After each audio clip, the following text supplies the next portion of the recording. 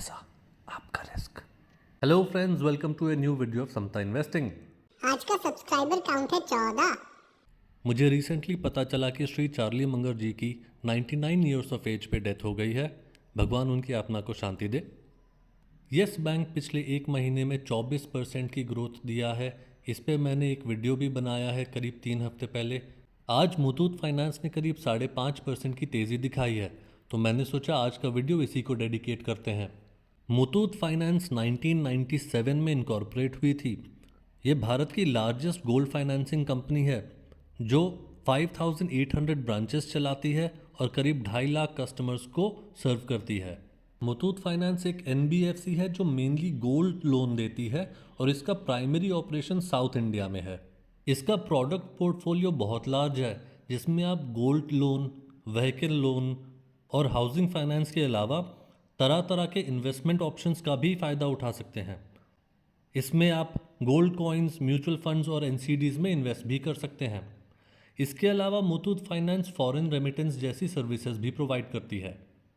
Shri N मताई Muthoot company के founder थे, जिनके बाद श्री एमजी जॉर्ज मुथूट ने कंपनी की कमान संभाली और अभी Shri George Jacob Muthoot company के ग्रुप चेयरमैन हैं। बाकी की मुथूट फैमिली कंपनी में अलग अलग रोल्स पे एस्टैब्लिश है, जिनकी सारी डिटेल्स आपको इनकी वेबसाइट पे मिल जाएगी। 2011 में कंपनी स्टॉक मार्केट में लिस्ट हुई थी करीब 160 रुपए पे। आइए देखते हैं इसकी समरी। मुथूट फाइनेंस 56,000 करोड़ की एक लार्ज कैप कंपनी है। लार्ज कैप क्या, इसमें तो 3 लार्ज कैप कंपनियां समा जाएं। ये लार्ज कैप नहीं, लार्ज कैप की बड़ी बहन है। इसकी बुक वैल्यू है 553 रुपीज़ और इसकी करंट मार्केट प्राइस है 1415, मतलब अपनी बुक वैल्यू से करीब 3 गुना ऊपर। इस समय मुथूट फाइनेंस सिर्फ 15 के पीई पे मिल रही है।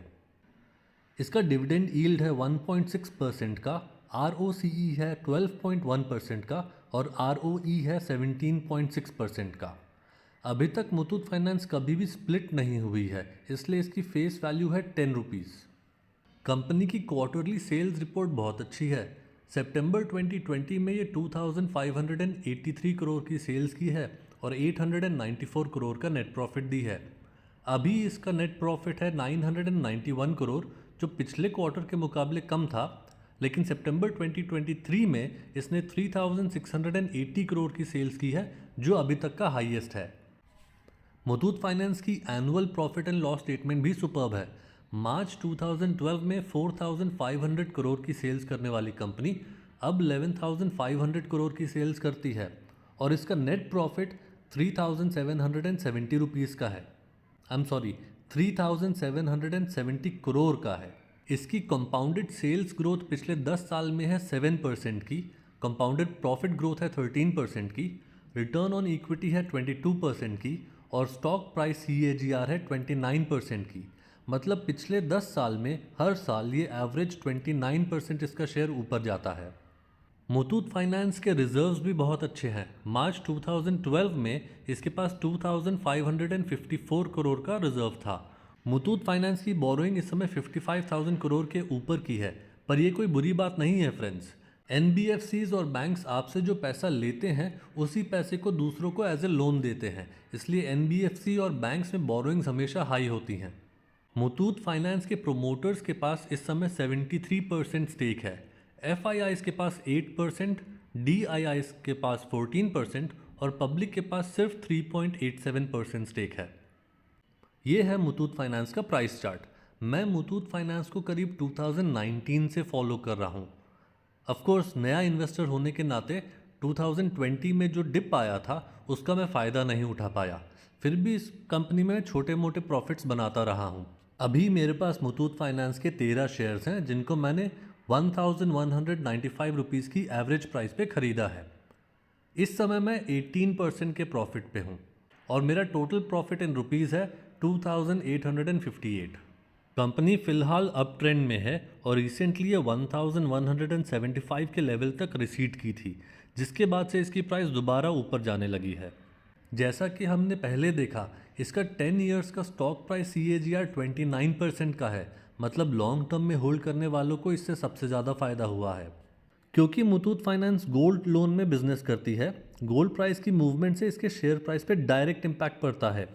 और क्योंकि गोल्ड प्राइस का स्टॉक मार्केट से इन्वर्स रिलेशनशिप होता है, जब स्टॉक प्राइसेस गिरते हैं तब गोल्ड की प्राइस चढ़ती है और इसकी वजह से मुथूट फाइनेंस की शेयर प्राइस भी भागती है। तो मैं फ्रेंड्स मुथूट फाइनेंस में लॉन्ग टर्म में बायर हूँ। एनी टाइम सून मेरा प्रॉफिट बुकिंग का तो कोई इरादा नहीं है, बल्कि अगर इसकी शेयर प्राइस गिरेगी तो मैं बाय ऑन डिप ज़रूर करूँगा। हाल ही में RS5502 ने मुझे कहा कि उनको स्टॉक मार्केट का बेसिक्स नहीं आता है और उनके जैसे बहुत सारे लोग होंगे जिनको स्टॉक मार्केट में इंटरेस्ट तो है पर शुरू कहाँ से करें उनको पता नहीं।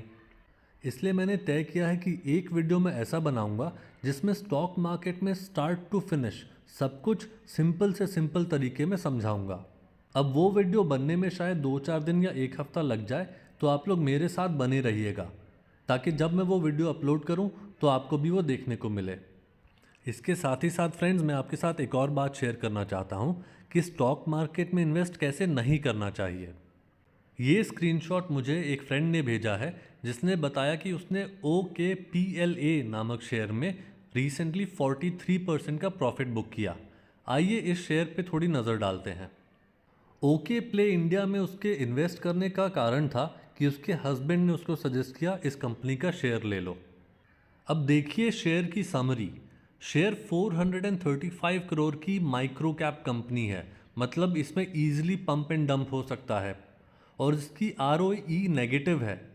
इसके आगे तो फ्रेंड्स देखने की ज़रूरत भी नहीं, क्योंकि ROE देख के ही हम बता सकते हैं कि कंपनी लॉस में चल रही होगी।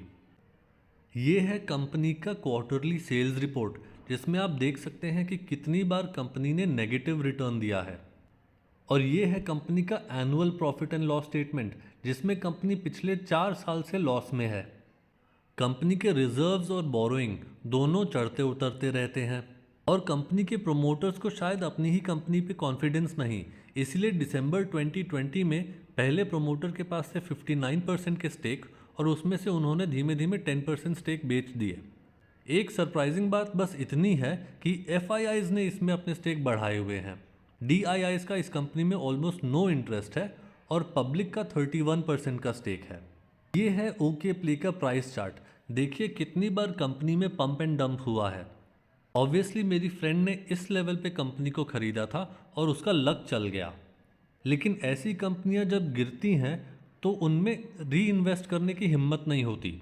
और ऐसी कंपनियां कब सेबी के स्कैनर के अंडर आ जाएं, कब इनमें फ्रॉड हो जाए, कब इन पे बैन लग जाए, उसकी कोई गारंटी नहीं। इसीलिए किसी से टिप लेके कभी किसी कंपनी में इन्वेस्ट नहीं करना चाहिए। आपको एक बात मैं कन्फेस करता हूँ फ्रेंड्स, आपके लिए वीडियो बनाने के लिए जितना डीपली मैं स्टॉक को स्टडी करता हूँ, कई बार स्टॉक को खरीदने से पहले मैं खुद इतनी स्टडी नहीं किया था।